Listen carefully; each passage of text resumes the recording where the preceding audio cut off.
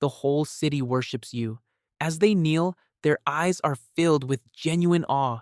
Clad in gold and turquoise, with flowers in your hair, you walk down Tenochtitlan's widest avenue, playing your flute.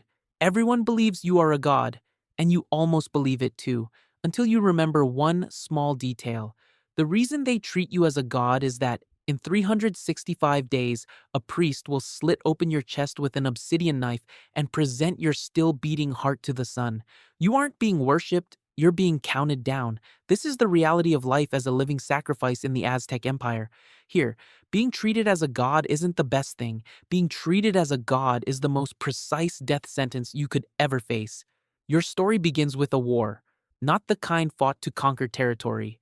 The Aztecs had a special kind of war called the Flower War. The name sounds like a gardening show, but in reality, it was a system for procuring living people. The purpose of the Flower War wasn't to kill enemies, but to capture them alive, because the dead cannot be sacrificed. The gods want living, beating hearts, not cold ones. So the rules on the battlefield were simple: don't behead, don't stab, just harm, knock him down, tie him up, and drag him back. On the battlefield, you're not a soldier, you're a commodity, and the enemy's weapon isn't a sword, it's a shopping cart.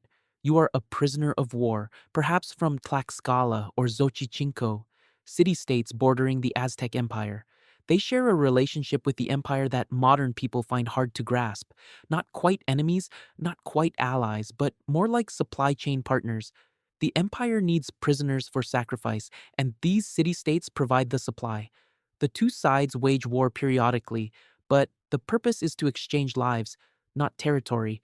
It's like two companies playing a friendly match every quarter. The losing side sends a batch of employees to the winning side, and those employees are used as offerings to the heavens, while the management continues to shake hands. The concept of civilization is sometimes far more complex than you might think. The day you were taken alive, the battle ended quickly. A rope tripped you up, and three eagle warriors pinned you down. They didn't kill you. Killing you would have been a waste for them. A living high-ranking prisoner of war could elevate the warrior who captured him by one rank in Aztec society. Your life was someone else's promotion and pay raise. Your hands were bound, and you walked back to Tenochtitlan with the other prisoners. This journey might take several days. You had no shoes on your feet, and your lips were cracked and dry. You stared at the backs of the prisoners' heads ahead of you, passing the time by counting the lice on their heads. You did not know that your fate was about to split into two paths. Most prisoners were taken directly to the Great Temple, a pyramid known as the Templo Mayor, standing about 60 meters tall. At its summit stood two temples side by side, one dedicated to the rain god Tlaloc, the other to the war god Huitzilopochtli. There were over 100 steps leading from the base to the top. The prisoners were lined up and marched up one by one. Upon reaching the summit, four priests would seize your limbs, and one would slit open your chest to rip out your heart. The entire process took less than 30 seconds. Then, your body would be pushed down the steps, rolling to the bottom, while the next person continued up. During the 1487 inauguration ceremony for the Grand Temple's expansion, the Aztecs reportedly sacrificed over 4,000 people in 4 days. Some documents from the Spanish colonial period cite even higher figures, 20,000 or even 80,000. Historians continue to debate the exact figures, but whether it was 4,000 or 20,000, imagine a human conveyor belt cascading down from the top of the pyramid, nonstop for 4 consecutive days. That image is enough to give anyone in any era sleepless nights. But you are not on that path. You have been singled out from the ranks of prisoners of war. A group of priests circles around you, examining your face, your body, your skin. They are selecting someone, the annual incarnation of Tezcatlipoca, the obsidian mirror, the god of night, the god of fate, the god of sorcery, the most powerful deity in the Aztec pantheon. The chosen one is called Ixip. Tile means the god's stand-in, or rather, the god walks among mortals wearing your skin. The selection criteria are strict to the point of absurdity. Your body must be flawless. No scars, no birthmarks, no disabilities, no visible imperfections whatsoever. Your figure must be proportionate, neither too thin nor too fat. Your skin must be smooth, and your teeth must be complete. You are a gift to be presented to the supreme deity of the universe. You must meet the highest standards. This selection process follows the exact same logic as a beauty pageant, except that the champion's prize is not a crown, but a knife that cuts into your chest. About 10 high-ranking prisoners of war are screened, and one is ultimately chosen, you. What happens to the other 9? They are immediately sacrificed. Yes, you heard that right. The outcome of the selection process is death. Failing the interview means immediate execution. So, in a sense, being chosen is a stay of execution. You haven't been saved, you've been postponed. You get to live another 365 days, but the price is that you must spend those 365 pretending to be a god, while pretending you don't know what's on the last page of the calendar. The moment you were chosen, everything changed. They bathed you, not an ordinary bath, but a ritual purification. Petals mingled with the water. Special herbs were rubbed onto your skin. They dressed you in new clothes, a gold bracelet, turquoise earrings, a jade pendant, and a shell anklet. Your hair was grown long and braided into a specific style, 2 long braids hanging down from either side, topped with eagle feathers. You were given a pipe and a flute. The flute became your signature accessory. You played it wherever you went, and its melody announced to the entire city, "The god has arrived. Make way. You are no longer a prisoner of war. You are the earthly incarnation of Tezcatlipoca. Wherever you go, a retinue follows you. They hold umbrellas for you, adjust your clothes, and offer you food and water whenever you need it. The women of the city call you the Tall One, the Nodder, the one who holds the stars. This is not a metaphor, it is the original text recorded in the Florentine Codex, that encyclopedic collection of documents compiled by the 16th century Spanish friar Sahagún, who compiled an encyclopedic collection of texts with the Aztec natives, our most detailed first-hand source of information about this civilization. As you walk down the street, people make way for you of their own accord. Some reach out to touch you, believing that touching a living god brings good fortune. You have gone from a cargo item chained to a ship to the most revered figure in the entire city. This transformation occurred within 24 hours. Your mind refuses to process this information, but your body is already clad in gold. The following year unfolded like this. You lived in the finest quarters and ate the finest food. Whatever the Aztec nobility ate, you ate. Tortillas, chili sauce, turkey, prickly pear, and chocolate drink, the kind spiced with chili and vanilla, bitter, yet in Aztec society, a beverage reserved only for nobles and gods. Your daily duty was to act as a god, specifically, to walk through the city every day, playing the flute, greeting people, making sure everyone saw you. You had to be elegant and composed, every step as if choreographed. The priests would correct your posture. If you slumped, they'd make you stand up straight. If you walked too fast, they'd make you slow down. Gods don't rush. Gods are never in a hurry, except for that one deadline no one ever mentioned. You are a living being trained to be a vessel for a concept. Your body no longer belongs to you. It belongs to Tezcatlipoca. You merely reside within it temporarily. Every street you walk, every note you play, every word you speak, it is not you doing these things. It is the God acting through you. At least, that is the official line. No one cares what you think. The God has no personal opinions. Have you ever thought of running away? According to the Florentine Codex, there is a specific rule regarding physical condition. If you gain weight, the priests will make you drink salt water to lose it. The sacrificial victim's figure must always remain perfect.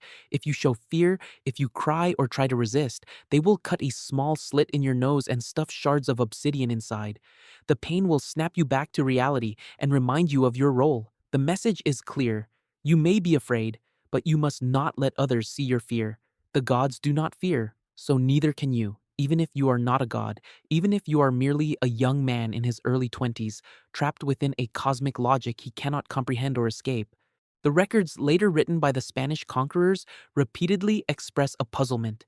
Why didn't these people run? There may be several layers to the answer.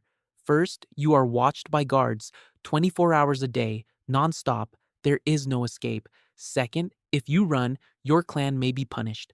Third, and this is the deepest reason, in the Aztec worldview, being sacrificed is the best way to die. When ordinary people die, they go to the lowest level of the underworld, a place called Mictlan, a place that is cold and dark. You must spend 4 years traversing 9 layers of hell to reach the ultimate void. Those who die of illness go to an even worse place, but those who are sacrificed and those who die in battle go to the paradise of the sun, traveling across the sky with the sun, accompanying it every day as it rises in the east and sets in the west. After 4 years, they become butterflies or hummingbirds, living forever among flowers and sunlight. You are not being killed, you are being upgraded. Your soul isn't ending, it's switching servers. At least that's the version they tell you. The final 20 days have arrived. The countdown enters its final phase. The priest gives you 4 young women as wives. They are no ordinary women. Each represents a goddess: the goddess of grain, the goddess of water, the goddess of salt, and the goddess of flowers. You eat, live, and celebrate with them, parading together through the city. The music grows louder, the rituals more frequent. The entire city offers more flowers and food. The whole city seems to be preparing for a wedding, except that the groom will not go on a honeymoon after the wedding. He will go into the sun. Did the sound of your flute change during those 20 days? Was there a night when, alone, you played a melody different from those of the day? No historical record mentions this, for no one deemed it necessary to document the emotions of an instrument. You were an integral part of the ritual, not a sentient being. 600 years later, your inner world became a complete void. We know what you wore, what you ate, and which streets you walked, but we do not know what you were thinking. History recorded your skin, but has forgotten your soul. The final day, the festival of Tezcatlipoca, the great festival of the 5th month in the Aztec calendar, the annual celebration of Tezcatlipoca. It was the final performance of the role you had played for an entire year. The whole city poured into the streets, the drumbeats shook the ground. You were taken to a small temple, not the great temple, but a solitary little pyramid on the lake outside the city. You disembarked from a small boat. Your 4 wives stopped at the shore. They would not follow you up. From here on, you walked alone. The steps stretch upward before you, fewer than 100. You begin to climb. With every step, you snap a flute in your hand, the flutes you've played throughout this year. Step by step, you ascend. One by one, they shatter. The sound of the flutes, the only sound that belonged to you this year, turns to shards behind you. Your past shatters beneath the steps. Your future awaits above them. This may be the slowest journey in human history. Every step is taken with full awareness. With every step, you know what the next one brings you closer to. You hear the drumbeat. You hear the crowd. You hear the wind. You can no longer hear your own flute, for the last one has already been broken. You reach the top. 5 priests await you. Their bodies are smeared with black paint. Their hair is tangled into knots, caked with dried blood from past sacrifices. 4 of them seize your limbs. One holds your head down. You are pinned face up on a curved stone platform called the Sotzil. The curve forces your chest to arch, your ribs to spread, making the procedure easier. The high priest raises a black obsidian knife. The blade, carved from this stone, is only a few molecules thick, sharper than a modern scalpel. He makes a horizontal incision just below your sternum, then reaches into your chest cavity, maneuvers past your ribs, grasps your heart, and rips it out. You are fully conscious throughout this process. There is no anesthesia of any kind. The moment your heart is torn from your body, it is still beating. The high priest raises it toward the sky. Blood flows down his arm, drips onto the stone platform. This is a delivery. The sender is humanity. The recipient is the sun. The proof of receipt is ensuring that the entire civilization continues to function for another year. Your body is pushed down the steps, rolling to the bottom. Your head is severed and placed on a skull rack, a massive display wall constructed from human skulls, known as the chimpantli. Between 2015 and 2018, archaeologists excavated a real skull rack beneath the ruins of the Great Temple in the center of Mexico City, uncovering over 600 skulls, men, women, and children. Your head becomes one of them, facing outward, its empty eye sockets gazing at the streets where you once walked, playing your flute. What happened to the rest of your body? According to records, the warrior who captured you had the right to take parts of your body. At a ceremonial feast, your flesh was consumed. This was not an act of violence, at least not in the Aztecs' understanding. Your body had already been sanctified. Eating your flesh was equivalent to eating the god himself. Historian Ortiz de Montellano calls this an act of gratitude and reciprocity. thanking the god for his gift by completing the cycle through the consumption of the one who once walked among mortals in the god's stead. In life, you were the god's skin. In death, you were the god's supper. From beginning to end, not a single part of you belonged to yourself.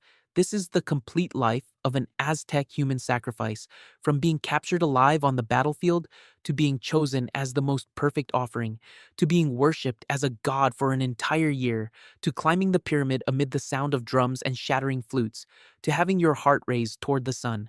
Approximately 375 days, the most extravagant death sentence in human history, and the most precise. Even which step you would break your flute on, every step of the way was planned. Your death was not violent, your death was choreographed. But here's a question most people would never ask. Do you believe it? Do you truly believe that after you die, you will turn into a butterfly and fly with the sun? Or did you suddenly come to your senses on those final steps when you snapped the third flute or the seventh flute and realized that all of this was a system? A system that fed you stories for a year only to harvest you with a blade? A system that made you walk toward your own end with a smile? No one knows the answer, because the only one who knows the answer had no heart left before they could answer. The Aztec Empire was destroyed by the Spanish in 1521. Cortés, with fewer than 600 soldiers and a few cannons, along with hundreds of thousands of local allies who hated the Aztecs, spent 2 years reducing this city of 200,000 people to rubble. When his army reached the Great Temple, they saw dried bloodstains on the steps and thousands of empty eye sockets in the skulls. They described what they saw as barbaric, then set the city ablaze. They wiped out 90% of the indigenous population across Central America with smallpox and typhus, built churches on the ruins, and committed various acts of cruelty in the name of the same God. As for which side was more civilized, for 600 years, no one has been able to provide an answer that silences everyone. The ruins of Tenochtitlan now lie right in the heart of Mexico City. The foundations of the Great Temple sit next to a Catholic cathedral. The two structures share a single city block, one where human hearts were once raised to the sun every year, the other where human souls are raised to heaven every Sunday. A wall and 500 years separate them, yet structurally, what they do is not as different as you might imagine.